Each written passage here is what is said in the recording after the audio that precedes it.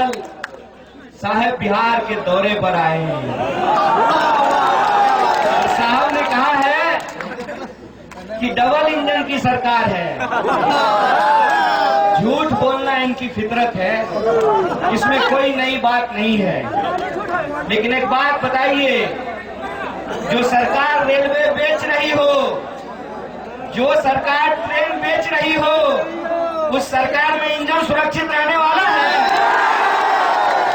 नीतीश जी समझ रहे हैं और गाना गा रहे हैं, क्या से क्या हो भाजपा।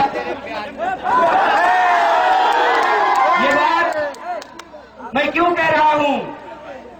नीतीश जी ने कहा था कि भाजपा का मतलब होता है, बीजेपी का मतलब होता है बड़का झूठा पार्टी। ये नीतीश जी ने कहा है। और उसी नीतीश जी ने यह भी कहा कि मिट्टी में मिल जाएंगे लेकिन भाजपा में नहीं मिलेंगे। अब अगर वो भाजपा में मिल गए हैं तो बेचारे अपने आप मिट्टी में मिल गए हैं। आप देखिए कि कितनी चालाकी से ये जो नड्डा है, ये नड्डा चिराग नीतीश जी के लिए गड्ढा खोद रहा है। अब समझ में नहीं आ रहा है कि एक इंजन है कि दो इंजन है। इंजन एक हो या दो, इतना तो तय हो गया है, एक ड्राइवर और दो खलासी है।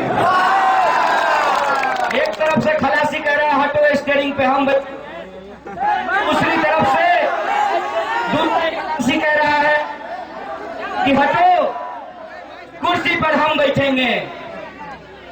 ये कुर्सी वो कुर्सी की इस तकरार में एक जो जरूरी बात है, जो हम तमाम आम आवाम को ये समझना चाहिए, अव्वल तो ये कि ये अगर सिर्फ चुनाव होता तो मैं शायद प्राणपुर ना आया होता।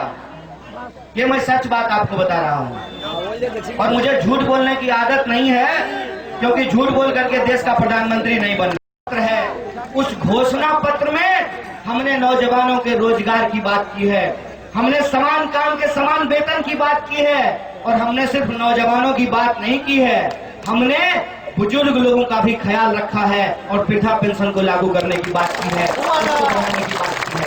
आप हमारे संकल्प पत्र को उठा करके देख लीजिए, ये संकल्प पत्र पूरे तरीके से समावेशी है और समाज के हर वर्ग, हर जाति, हर आयु के लोगों का, हर लिंग के लोगों का ध्यान रखा गया है। ये सारी जो चीजें हैं, ये जो सारे मुद्दे हैं, इस मुद्दे को लेकर के हम जनता के बीच में हैं। जनता लोकतंत्र में मालिक होती है, जनता के हाथ में है कि वो अपना मुस्तकबिल कैसे तय करेंगे, बिहार का भविष्य वो किस तरीके से बनाएंगे। लेकिन हमारे इस मुद्दे को भटकाने की तमाम साजिशें की जा रही है, तमाम तरीके की कोशिशें की जा रही हैं। हमारा पूरा का पूरा विमर्श जय जवान, जय किसान और जय संविधान के दायरे में होता है। उनका पूरा का पूरा विमर्श हिंदू और मुसलमान के दायरे में होता है। इसीलिए हम आपसे आग्रह करने के लिए आए हैं कि आप मुझे बताइए कि जब लॉकडाउन हुआ तो सभी धर्म के लोगों को पैदल चलना पड़ा ना। लॉकडाउन जब हुआ, कोरोना की जब बीमारी आई, तो ऐसा तो नहीं हुआ ना कि टोपी पर पहनने वाले को कोरोना होगा और टीका लगाने वाले को कोरोना नहीं होगा।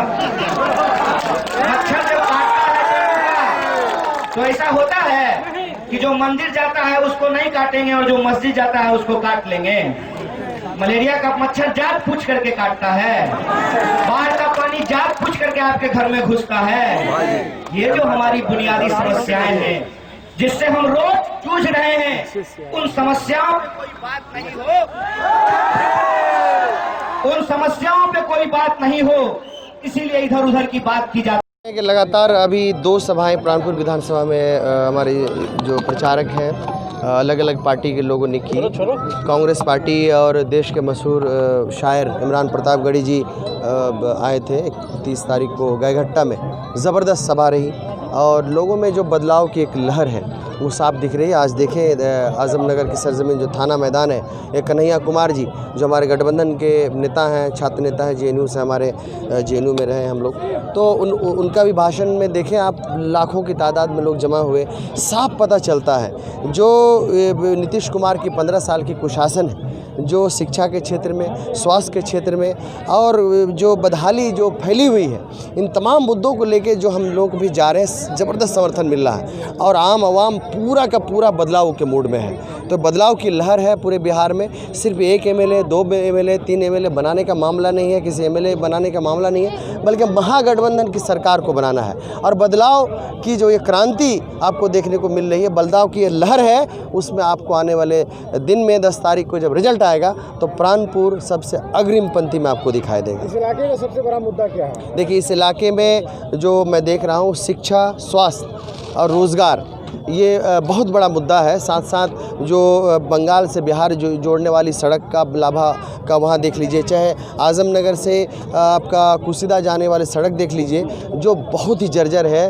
और 15 साल का इनका कार्यकाल जो यहाँ भाजपा कार्यकाल रहा, उन्होंने इन तमाम, केंद्र में उनकी सरकार, बिहार में उनकी सरकार, खुद मंत्री, तो इस तरह की हालत आज भी क्यों बनी हुई है? आप बांध, जो आजमनगर का बांध को देख लीजिए, चौड़ीकरण, उसमें पक्कीकरण का मामला जो है ये बनना चाहिए। आजमनगर से रोहिया का पुल जो मामला है, बैरिज भी बनना चाहिए। ये जो मुद्दे हैं, ये तो मुख्य मुद्दे हैं ही, लेकिन इस इलाके में शिक्षा की व्यवस्था अच्छी हो, रोजगार के नए आयाम खुले, इसको लेके कहीं ना कहीं मैं एक सोच लेके आया हूँ जो आने वाले दिन में बाढ़ एक बड़ी समस्या है सर। बाढ़ एक बड़ी समस्या है और बाढ़ को लेके जो महानंदा बेसिन की बात होती है, कहीं ना कहीं दबके रह जाती है। इन तमाम चीज़ों को उठाने की ज़रूरत है। बाढ़ कट गया कचौड़ा पुल 2017 में, उसके बाद कितनी तबाही आई, चाहे कदवा हो, प्राणपुर आज भी कहीं ना कहीं पानी पूरी तरह से बहाव की वजह से पूरा इलाका प्राणपुर का डूब जाता है। तो बाढ़ एक बड़ी समस्या है, उसका निदान के लिए भी हम लोग सही तरीके से उस पर काम करेंगे। धन्यवाद।